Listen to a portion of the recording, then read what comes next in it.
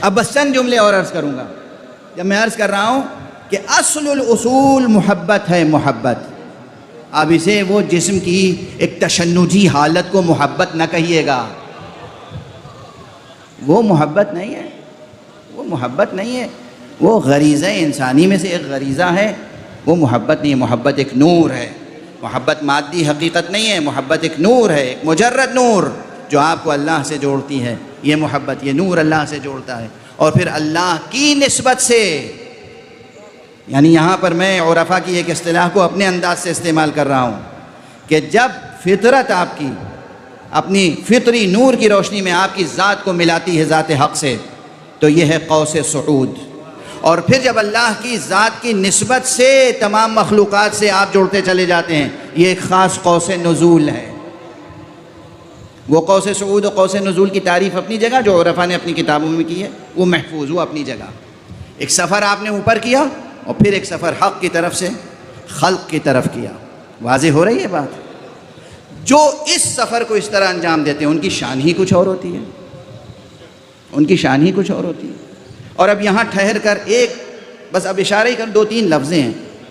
میں نے کہا جتنے اخلاقی صفات ہیں، شجاعت الگ، وفا الگ، سخاوت الگ، حکمت الگ، ان سب میں جو ام الاقدار ہے، ایک وہ حقیقت نوریہ، وہ نوری حقیقت جس سے یہ سب انوار صفات پیدا ہوئے، وہ ہے کیا؟ محبت. تو نسبت کیا ہے؟ حکمت کسے کہتے ہیں؟ حقیقت میں معشوق کو پہچاننے کا نام حکمت ہے. معشوق کی راہ میں اپنے کو لٹا دینا سخاوت ہے. معشوق سے عہد وفا نبھانا، عہد محبت کا نبھانا وفا ہے. معشوق کی طرف سے دفاع کرنا شجاعت ہے. معشوق کی مرضی کے خلاف کچھ نہ کرنا عفت ہے. اب دیکھیے ہر صفت کی نئی تعریف سامنے آتی چلی جا رہی ہے، لیکن نقطہ اشتراک موجود ہے. نقطہ اشتراک موجود ہے. بہت بڑی بحث ہے جو گزارش کر دی میں نے آج آپ کے سامنے.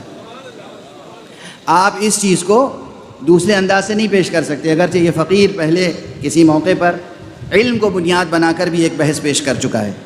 لیکن آج جو بات عرض کی ہے کہ حکمت، شجاعت، سخاوت، عفت، وفا، کتنی صفتیں ہیں اخلاق کی جو علم اخلاق میں پڑھتے ہیں، پڑھاتے ہیں، اور پھر یہ بتاتے ہیں کہ بھئی اگر یہ صفت کم ہے تو اسے بڑھائیں کیسے، اور یہ صفت زیادہ ہے تو گھٹائیں کیسے. یہ سب علم اخلاق کی ریاضیات پڑھ لیے گا جا کے، مفید ہے، پڑھیے گا. مگر اگر یہ سبق یاد رہ گیا جو میں عرض کر رہا ہوں اس وقت، نور محبت کو اس طرح پروان چڑھائیے کہ اس نور محبت کی روشنی میں اپنی تمام محنت اور بذل جہد کے ساتھ، اپنی تمام قد و کاوش کے ساتھ ذات معشوق کو پہچاننے کی کوشش اور پہچان لینا ہی حکمت ہے.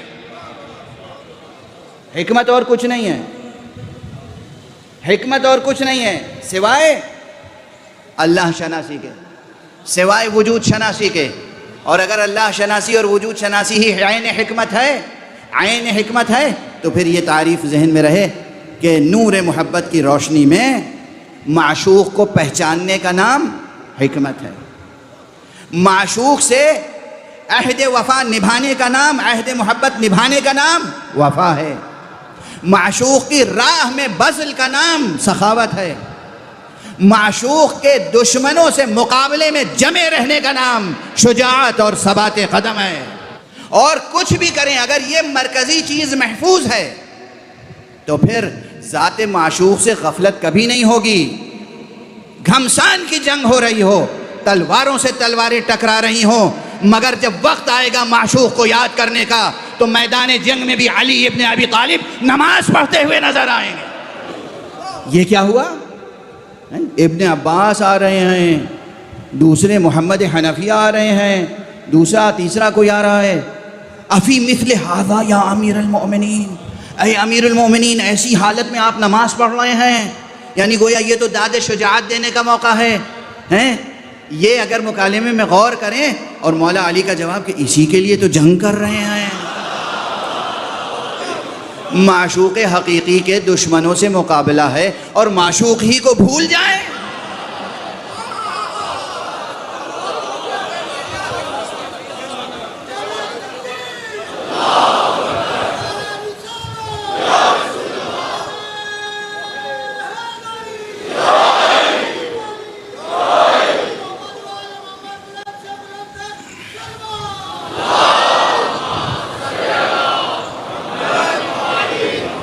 میدان جنگ میں شجاعت کا مقام ہے مگر امیر المومنین نماز پڑھ رہے ہیں.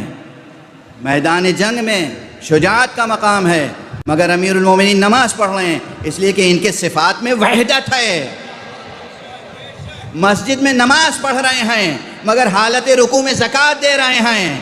یہ دو متضاد عمل نہیں ہیں، وحدت ہے. اللہ کی راہ میں بذل کر رہے ہیں.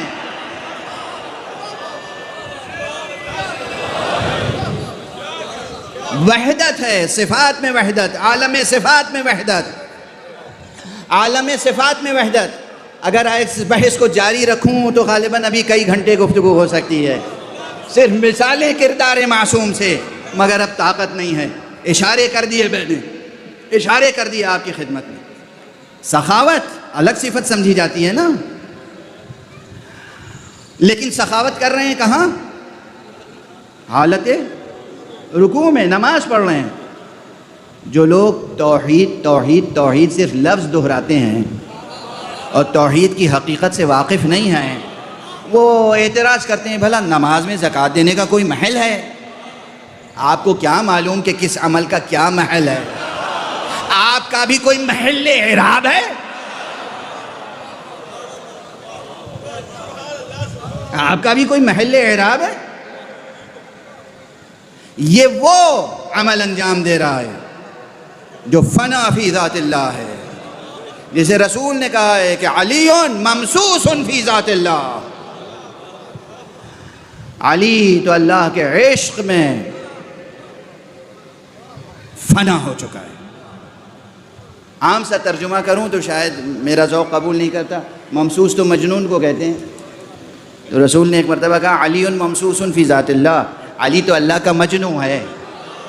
تو وہ پیار کی زبان تھی، پیار کی زبان تھی. معنی یہی ہے کہ عشق خدا میں علی. تو علی ابن ابی طالب میدان میں نماز پڑھ رہے ہیں، مسجد میں نماز کی حالت میں زکوٰۃ دے رہے ہیں. ایک بات اور کہتے ہیں لوگ کہ صاحب شجاعت اور سخاوت بھی ایک جگہ نہیں ہوتی. کبھی کہتے ہیں عبادت اور سخاوت ایک جگہ نہیں ہوتی، کبھی کہتے ہیں شجاعت اور سخاوت ایک جگہ نہیں ہوتی. ہم نے وہ بھی دیکھا. میدان جنگ میں علی جنگ فرما رہے ہیں، ایک دشمن آ گیا، کہا یا علی ہم نے سنا ہے کہ آپ سے کبھی بھی کوئی سوال کرے تو آپ رد نہیں کرتے. کہا صحیح سنا ہے. کہا میں آپ سے سوال کرنا چاہتا ہوں. کہا کرو. اپنی تلوار مجھے دے دیجئے. آپ نے فوراً تلوار دے دی. اب ایک ہاتھ میں اس کی اپنی تلوار، ایک ہاتھ میں مولا علی کی تلوار. اب وہ کہتا ہے آپ کو اب مجھ سے کون بچانے والا ہے؟ آپ نے فرمایا وہی جس نے اب تک تجھ کو مجھ سے بچا کے رکھا.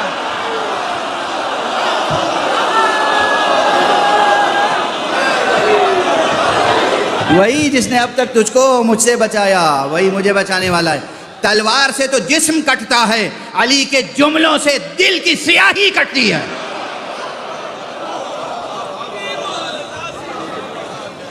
تلوار سے، نیزے سے، گرز سے تو پتھر کے بت توڑے جاتے ہیں، علی کے لہجے کی دھار سے دل و دماغ کے بت توڑے جاتے ہیں. اس نے فوراً اپنی تلوار بھی قدموں پہ رکھی، آقا کی بھی تلوار قدموں پہ رکھی. کہا اشہد ان لا الہ الا اللہ واشہد ان محمد رسول اللہ. بتائیے اسلام تلوار سے پھیلا یا علی کی توحید پرستی سے؟ اسلام تلوار سے پھیلا یا امیر المومنین علی ابن ابی طالب علیہ السلام کی خلق خدا پر شفقت سے؟ کیسے پھیلا اسلام؟ واضح ہے. تو بس بات یاد رہے کہ اصل الاصول، ام الاقدار، ام الفضائل، ام المناقب، ام الخصائل محبت ہے. محبت ہے. اپنے دلوں کو چشمہ محبت بناؤ. نفرت کی کوئی گنجائش نہیں ہے. کسی سے بھی نفرت نہ کرو. کسی سے بھی نفرت نہ کرو.